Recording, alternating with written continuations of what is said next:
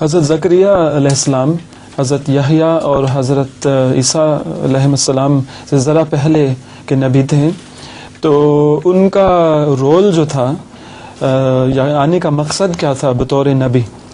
کس کا؟ حضرت زکریا علیہ السلام کا. جو سب کا ہے، انہوں نے اپنے لوگوں کو تعلیم دی تھی اپنی، اور ان پہ بہت سے لوگ ایمان لائے تھے.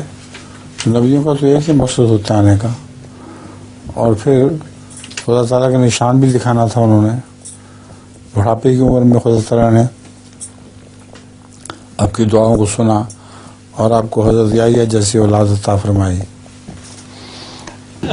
ایک کشتی پر سوار ایک امریکہ کا یہودی اور ایک چینی کھڑے ہیں، تو تھوڑی دیر کے بعد یہودی جو ہے وہ بول پڑتا ہے کہ مجھے چینی اچھے نہیں لگتے.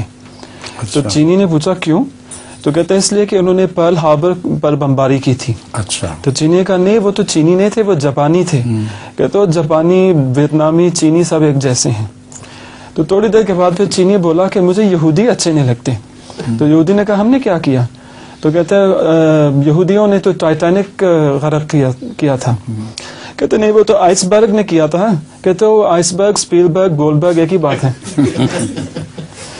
ٹھیک ہے. السلام علیکم حضور.